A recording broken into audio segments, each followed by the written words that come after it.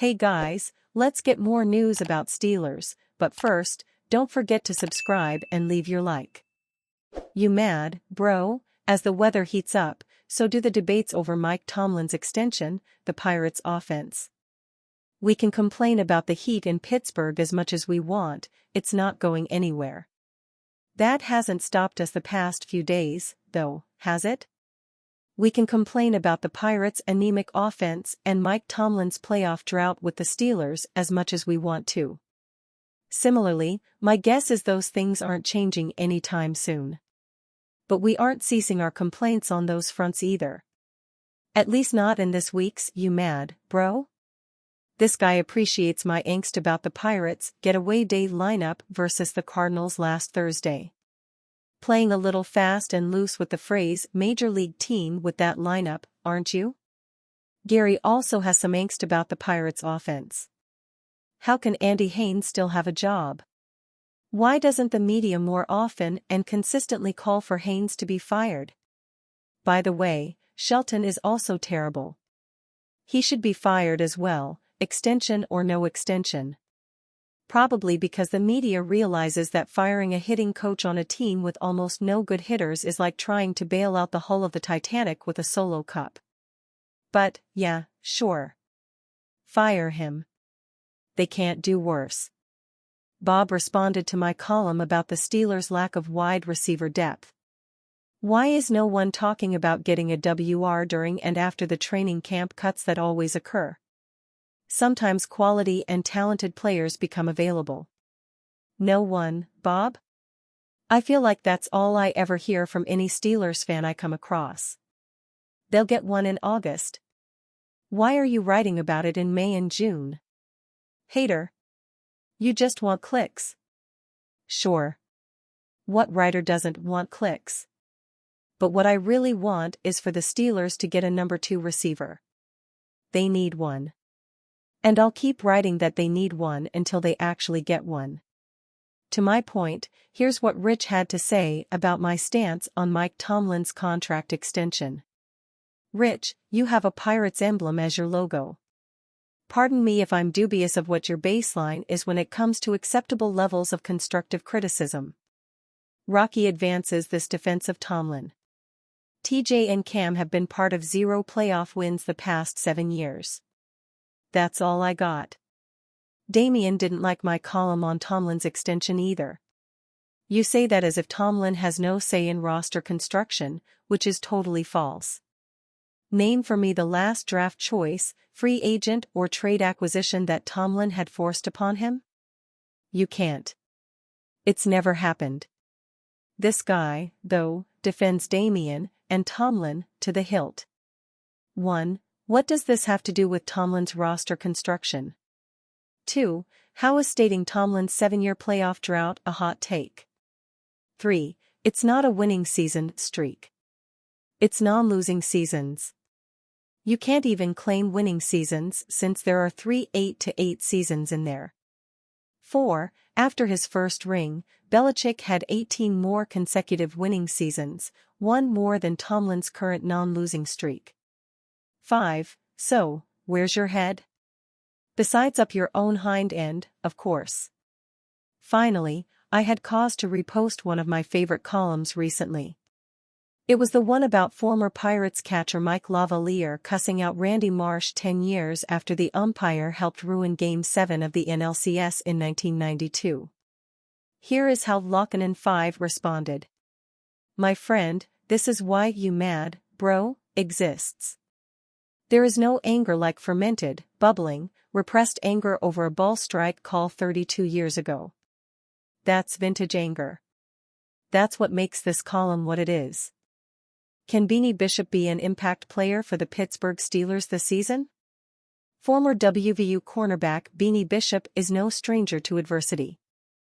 After a 3-year stint at Group of 5 program Western Kentucky landed him an opportunity at Minnesota, he was only able to parlay it into a role player position that saw him play a decent chunk of snaps without much in the way of an impressive stat line or national attention. With 1 year remaining, he decided to reset one more time in Morgantown and became an All-American. he's no stranger to adapting quickly to a new role either. Take last winter, when he was thrust into the starting returner job for WVU's Duke Mayo Bowl matchup with North Carolina on his first-ever collegiate punt return. Bishop took it to the house to help pace the Mountaineers to a postseason victory. Now, Bishop is with the Pittsburgh Steelers of the NFL on an undrafted free agent contract, and is facing both adversity and the need to adapt quickly. As an undrafted free agent, every day on the roster could be your last day as an NFL athlete. Nothing is guaranteed. In addition, he is transitioning from the role of an outside corner at WVU to a slot corner in the NFL, where he is viewed as a bit undersized. However, during rookie minicamp this summer, Bishop has been making a good impression on the right folks. Beanie in the slot has been good.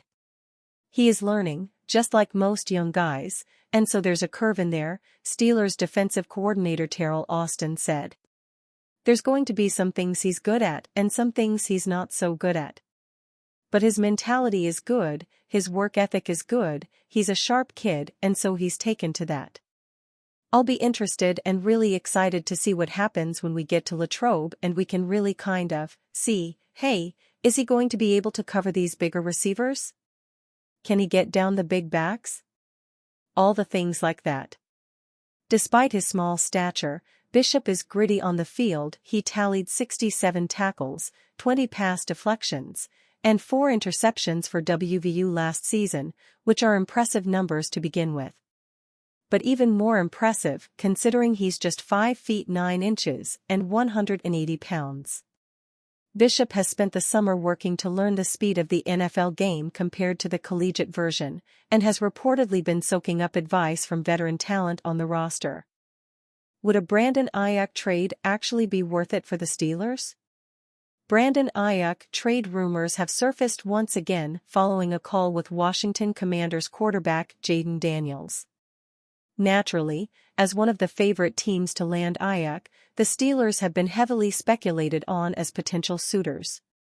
While I have been critical of the way that this team has handled the receiver position, I'm not sure trading for Aiyuk is the right move.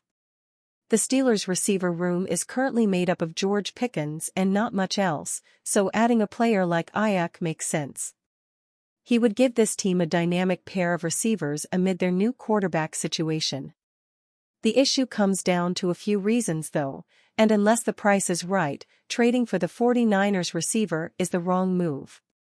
Most people speculate that Aiyuk will require a first-round pick to acquire. While he is still a young talent, trading a top pick for a receiver seems rich right now. The league has a slew of talented receivers, and every draft seems to have at least half a dozen names that become great starters early in their career. Trading a first-round pick should be reserved for elite receivers. While Aiyuk is really good, I don't think he falls into that category. You also have to consider that he is in the last year of his deal and will require an extension sooner rather than later. Given the receiver market is blowing up, that deal will likely be around $30 million a season. Aiyuk is coming off his best season as a pro, but I think a lot of that comes from the offense around him. He plays alongside a dynamic running game and has intermediate threats in Deebo Samuel and George Kittle that keep defenses playing closer to the line. This allows Aiyuk to serve as a deep threat and benefit from one-on-one matchups. Case in point, he had the second largest yards per reception last year, behind Pickens. He wouldn't be afforded the same luxury in Pittsburgh, as defenses would be able to key in on him and play deeper. The Steelers' offense also lacks the creativity and other weapons that the 49ers currently possess. You would be trading away a big resource and giving him a mega deal to boot. If the Steelers were poised for a Super Bowl run, then sign me up. The facts are that more than likely this team will once again struggle to make the playoffs and may need to land a new quarterback next year. The team will need resources to make that happen. Unless the asking price is significantly less than what is being speculated on, adding Aiyuk right now could be a mistake. A first-round pick and a mega contract is a tough pill to swallow for a team that has a lot of long-term needs. The Steelers had other opportunities to add to the receiver room, but overspending on Aiyuk now seems like a risk not worth taking. And you, fan? What do you think of the situation of Brandon Aiyuk? Leave your opinion in the comments.